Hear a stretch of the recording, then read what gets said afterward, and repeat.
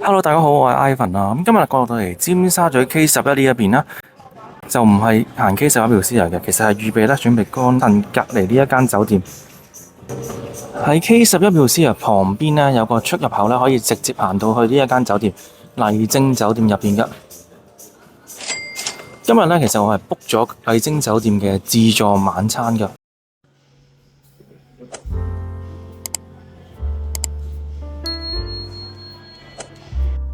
因為我哋頭先直接咧喺K11 Musea行過嚟啊，所以就冇經過正門呢個位置。正常呢就會有人開門歡迎你嘅。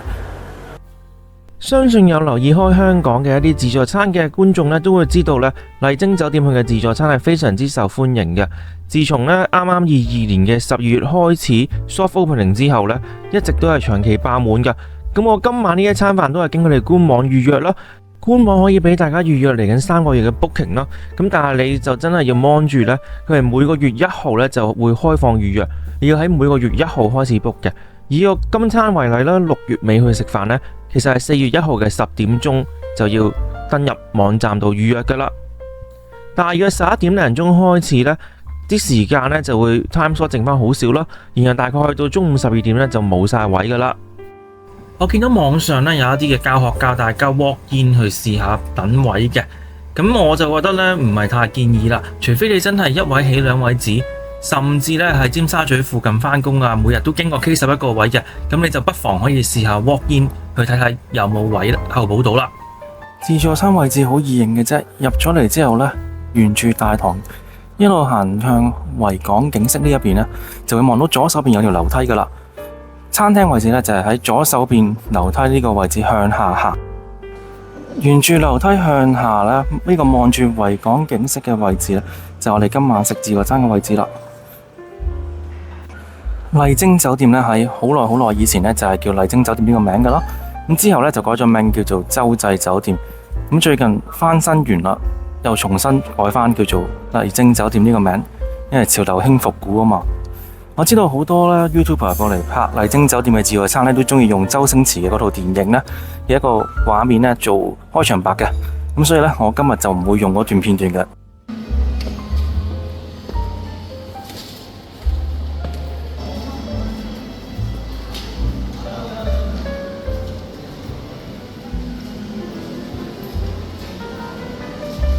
麗晶酒店嘢食嘅擺位呢，其實係一個一字長蛇陣嘅擺法嚟㗎，咁所以呢，無論係沙律啦，定係話係一啲嘅海鮮呢，都係擺喺同一張台上面㗎。有大家好關心嘅長腳蟹、雪蟹啦，旁邊呢就會有一啲嘅刺身啦，咁啊重點呢就係拖羅啦。另外仲有一啲任你筆嘅三文魚子，過少少會有啲嘅熟食咯。呢一邊呢就係另一個重點啊，係新鮮嘅蒸籠蝦。咁我喺蒸籠煮好之後呢，臨上台之前呢，喺呢度過一啲嘅上湯，再攞俾你嘅。旁邊睇落好似有片皮鴨喎，估唔到今日有片皮鴨食啊嚇！希望好食啦。過少少呢會有鴨肝，咁同之前睇過嘅一啲片有啲唔同，就唔係配一個南瓜醬，而係配呢個水果沙沙，唔知係乜嘢嚟嘅呢？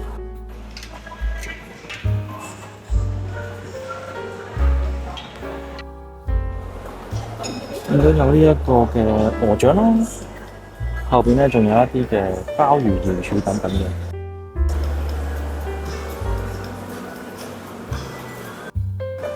估唔到仲有花膠喎，睇落都幾大件，幾厚實。花膠旁邊呢就有海參啦，但係有少少奇怪，竟然係配呢個韓式年糕。去到最後呢，就有一啲自家製嘅雪糕啦，同埋一啲嘅甜品。咁呢邊呢，就採取一個嘅圓過上嘅蛋糕嘅形式嘅，比較特別可能係一啲嘅菠蘿焗蛋糕咯，同埋呢仲有一啲嘅蛋撻嘅。咁我哋呢，其實已經好快行晒自助區嘅區域啦。咁你都見到係一字長蛇陣啦，一條隊嘅。咁所以如果係一陣間攞凍海鮮高峰期呢，可能呢就需要排隊等啦。即係無論你係想攞熱葷沙律呢，都係排同一條嘅隊嘅。座位方面呢，聽聞而家就會闊落啲。以前呢，裝修之前，洲際酒店係會擺大概200幾張位咯。咁但係而家呢，大約應該係140個座位左右嘅。呢一條蒸海班啱啱開始6.01分呢，就已經冇咗80%啦。感覺上呢，好似唔止一碟餸呢，個火都大咗少少，有啲好似就嚟煲滾咯。我今日係一個禮拜二過嚟幫襯嘅，用餐時間呢係6點到10點一輪過嘅。咁而家大概6.05分左右啦，餐廳唔係太悶。好，攞完嘢食，我哋就坐低先。咁座位都唔錯嘅，係一個窗邊位啦。相信一陣間呢，今日天色咁好呢，夜晚維港景色應該都唔錯。好，咁我哋呢，今日就由沙律開始食起先，點都要有啲嘢墊一墊肚先噶嘛。我攞咗少少泰式沙律啦，煙三文魚同埋另一款嘅沙律試一試嘅，沙律都幾新鮮嘅。咁不過呢，因為唔係我哋嘅重點啦，我哋好快食完呢就飛過去啦。事不宜遲，我哋即刻睇今日重點凍海鮮啦。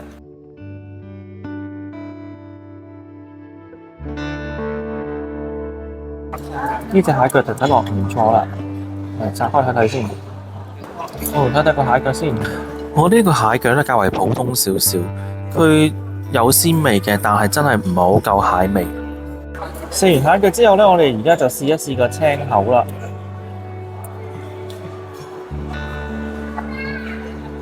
青口就唔錯嘅，爽口啦，又冇任何嘅腥味或者沙嘅。今日凍海鮮呢，就冇3點蟹同埋麵包蟹，稍為失色咗少少。咁我哋睇一睇呢一款嘅雪蟹，唔係好清楚呢一款係咩蟹。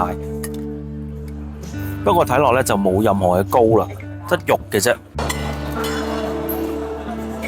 啱啱就試咗少少佢嘅蟹肉，非常之淡味。我覺得大家可以唔使攞呢一款蟹啦。啱啱試完冇味嗰款蟹呢，叫做加菲蟹啊，咁我就唔推薦大家試啦。咁至於頭先試咗嘅雪蟹腳呢，我就坦白講呢，攞咗幾輪呢，都係發覺呢，有啲好食啲，有啲冇咁好食。咁睇怕應該呢，係佢有兩溝，即係有一批可能係新鮮啲，一批冇咁新鮮。呢一款嘅拖羅呢，我自己個人就覺得非常之失望，因為睇個顏色呢，好明顯呢，就唔係真係拖羅，比較多係中拖嘅部分啦，甚至中拖都唔係。我呢部手機已經係 S23 Ultra。係真係影相影得靚嘅手機，佢個拖羅呢係真係核突少少嘅，所以呢，真係唔知點解人哋拍出嚟嗰啲拖羅呢好似和牛咁靚啦。咁我唔知係呢一批嘅問題定點啦，因為我係第一轉攞，咁可能係一早已經切好咗，係啦。咁呢件嘢色真係麻麻地嘅。我呢一片呢算係有少少魚味，但係非常之淡，不過呢就真係唔夠肥美。咁我希望下一轉攞嘅會真係有啲肥美少少嘅拖羅。如果唔係呢餐880幾蚊加一，即係接近呢1000蚊一個人嘅話呢，我會覺得唔係好抵食，因為我係衝住佢嘅拖羅嚟嘅。咁希望呢，佢下一轉嘅拖羅會靚少少。帶子睇落呢都 OK 厚身嘅，帶子味道 OK 嘅，但係三文魚呢肉眼已經睇得出唔係好掂噶啦。三文魚呢係完全冇魚味咯，唔知自己食緊啲乜嘢嘅。我上次食嗰間放題魚滿屋個三文魚就好食得多啦。呢一件嘅三文魚刺身已經唔可以話係一般嘅難食啊！講緊呢係喺維康百佳買嘅三文魚刺身呢，都會比佢更加有魚味啦，更加好食喎。咁喺一間5星級酒店嚟講呢，係完全唔能夠接受嘅水平啊！呢一間酒店啲三文魚只係任你筆嘅，不過睇落呢就比較水汪汪，應該係唔夠凍啊！因為而家都夏天啦，6月尾嘅時候呢，所以呢，佢個儲存方法可能唔夠凍呢，啲魚生嗰啲就唔係太新鮮咯。壽司都 OK 嘅，不過我見有啲日子呢，好似係有海膽嘅軍艦，咁我唔知點解今日係冇。呢一個三文魚子呢係有金箔嘅，味道我覺得 OK，只不過賣相可能真係比較水汪汪少少。第二批嘅拖羅就好少少，但係呢都唔係話太肥膩，睇怕呢都係一批批嘅啫。拖羅呢味道呢，第二批係好過第一批少少，咁真係呢要睇下好唔好彩啦。第三次攞嘅拖羅呢，就真係非常之肥，好似人哋所講咁呢，睇落有少少似和牛嘅質地啊！呢一轉嘅水準呢，分別真係非常之大，佢係有入口即溶嘅效果啦，金鑽嘅魚味係多翻少少嘅，不過仍然屬於偏淡咯。咁要攞3次先攞到肥美嘅拖羅呢，我覺得係一間收你接近1000蚊一位嘅5星級酒店呢，就真係仍然有好大嘅改進空間啦。但係7點之後呢，人就比較多，有啲嘅櫃台開始呢需要排隊啦。7點零鐘開始呢，就慢慢天黑啦，所以呢，我哋拍攝嘅食物呢都開始有啲暗，因為餐廳環境呢係冇額外嘅燈，係得啲幾盞燈嘅啫，咁所以呢，一陣間啲食物應該會越嚟越暗噶啦。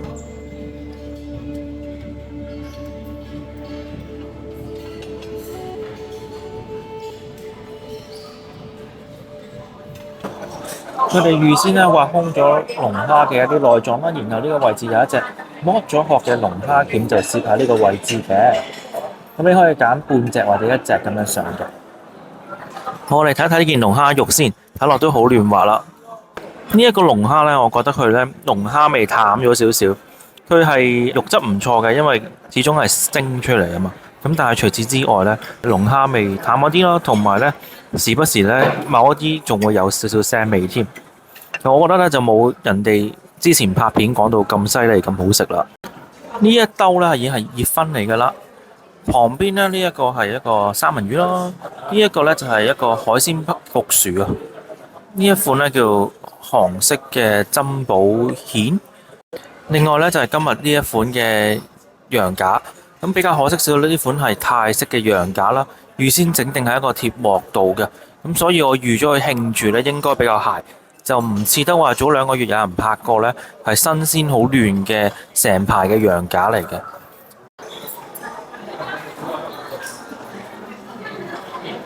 啱啱咧就切咗呢個羊肉啦，咁睇到呢個羊架呢，見我頭先都切得比較吃力少少，因為係真係韌少少咯。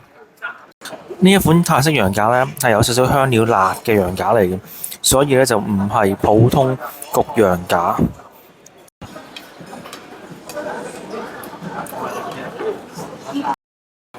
呢一款嘅海鮮焗薯原來只不過係薯仔刮空咗咯，然後加咗啲三文魚攞去焗嘅，咁我覺得就普普通通啦。呢一個嘅韓式珍寶蚌呢，睇落呢一隻蚌呢就真係幾大隻啦。咁話明韓式，咁相信都係辣嘅啦。而家喺大家面前呢，右邊呢就係一個嘅印度嘅雞肉炒飯，旁邊呢個就係佢嘅咖喱啊，羊肉咖喱。咁啲羊肉邊度嚟呢？我有啲懷疑呢，就係頭先大家見到我食嘅羊架嗰度嚟。羊肉味道 OK 嘅，但係呢嗰個嘅雞肉炒飯就唔掂啦，個雞肉非常之乾身，有啲冚唔落口。旁邊嗰件嘅印度脆餅反而好食少少。呢一店呢，就主要中菜為主嘅，咁有個花菇啦，加呢個花膠嘅。另外呢，就有鮑魚啦，同埋海參，仲有一個金磚豆腐、片皮鴨等等。我試一試鮑魚先。啱試完個鮑魚呢，覺得唔係太入味，佢係腍嘅，但係呢，嗰個即係海味味呢，佢煮得唔係太入味啦，同埋有少少腥。啱屋企人咧就試過鵝掌，咁發覺鵝掌咧都係夠腍嘅，但係就冇乜味咯，即係你食唔出佢係鵝味定係話係其他嘢咯，即係唔講係鵝，你可能會以為係雞腳定係話係鴨腳啦。睇一睇個花膠先，咁個花膠都大嚿嘅，但係我感覺上我呢一嚿好似有少少硬，唔得，我啱食嗰嚿花膠呢，好硬，煲唔腍。簡直好似咬落去橡膠咁樣，咁但係要同佢平反翻嘅，因為呢頭先我屋企人都有試過呢，其他嘅花膠呢係腍少少，咁咁啱我呢嚿係比較硬。海參嚟講呢，最緊要就係冇石灰啦，咁我試一試個海參究竟點樣啦。海參其實 OK 嘅，就係唔知點解佢中意加啲韓式年糕落去，搞到成件事好怪咁，因為係辣辣地嘅味道，非常之怪。仲有另一樣咧，聽落去一聽都覺得怪怪地嘅嘢，後邊嗰個蝦係啦，佢唔係天婦羅蝦，佢叫做士多啤梨蝦。咁我唔知係咩原因，點解要咁樣整，咁睇唔開啦。呢個士多啤梨蝦呢，有啲怪，我食唔出士多啤梨味，但係一個唔好食嘅炸蝦。片皮鴨呢，完全唔脆啦，非常之韌啦。之後呢，試一試個金磚豆腐。金磚豆腐就還好，因為我篤落去呢都仍然 feel 到佢係有少少脆嘅。今日嘅湯呢比較失色少少，我有留意過其他人嘅片啦，佢哋嘅中湯呢會係一啲花膠雞湯，咁但係今日呢，我呢碗呢只係一個嘅黃瓜排骨，係啦，黃瓜排骨同埋呢一款嘅蘑菇湯，一中一西兩個湯，咁就真係稍為普通少少。咁但係因為要拍片啦，咁所以呢都係咁意攞少少翻嚟試俾大家睇睇。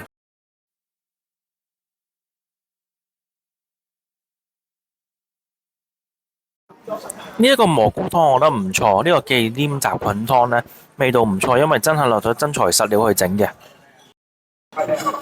呢一款呢就係中湯啦。呢碗湯好明顯係煲得唔夠入味嘅，同今日好多樣嘅食物一樣，都係烹調時間唔夠啦。而且喺一間5星級酒店裏邊呢，老火湯竟然係用黃瓜同排骨呢，我覺得佢嘅材料呢實在係太過平價啦。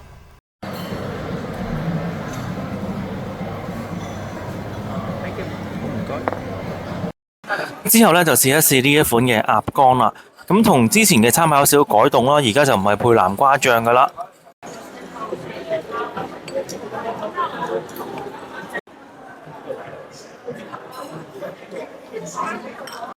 我呢邊比較薄嘅鴨肝呢，食落去呢就有啲似比較瘦嘅鵝肝，加少少生果味，因為佢本身個汁係有生果汁嘅，酸酸甜甜都幾開胃，幾有新意嘅。之後呢，我哋睇一睇烤牛肉啦，睇隻色呢就好似生生地，唔係全熟嘅。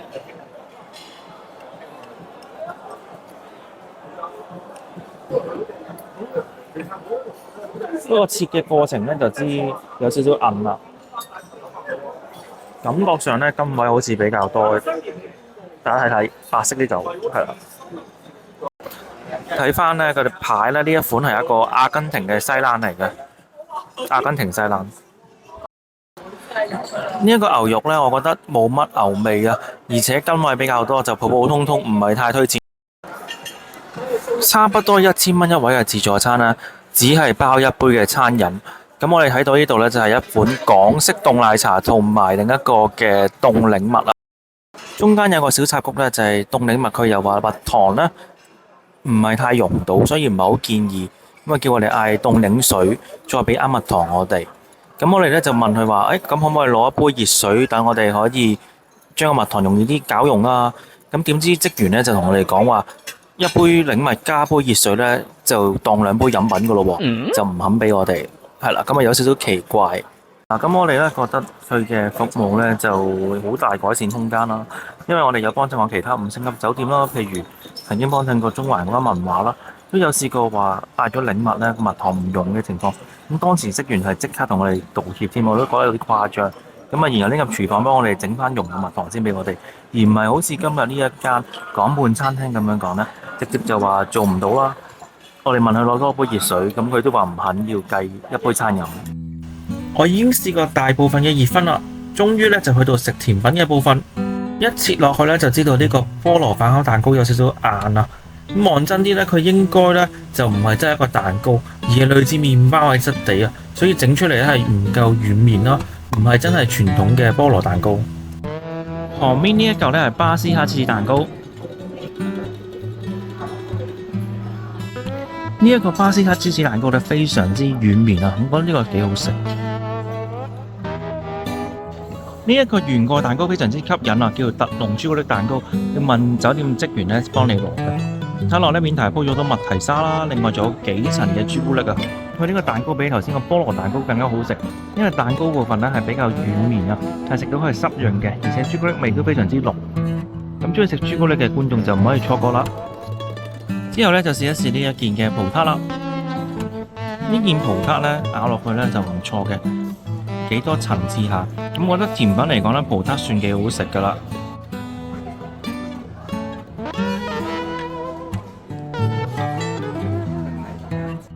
呢一個嘅焦糖燉蛋呢，就麻麻地啦，比較粉少少喎。最後就試一試佢嘅自家製甜品啦。左手邊呢一球呢，有啲黑色一點點嘅，唔係發咗毛，而係雲呢拿碎嚟嘅，係一個雲呢拿雪糕。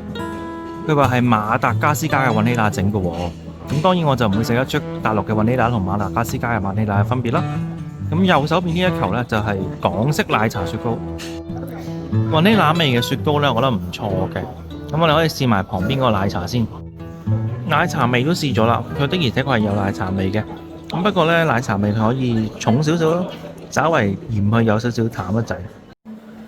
好，咁我哋啱啱呢就食完呢一間港半餐廳嘅自助晚餐啦。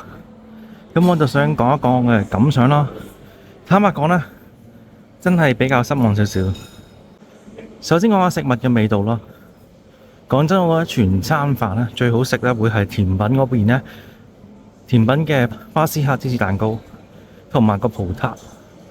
咁之後呢，如果你講主食嗰啲呢，我覺得呢拖羅係好食嘅，問題係呢拖羅呢係每隔好多轉呢先至有幾嚿靚。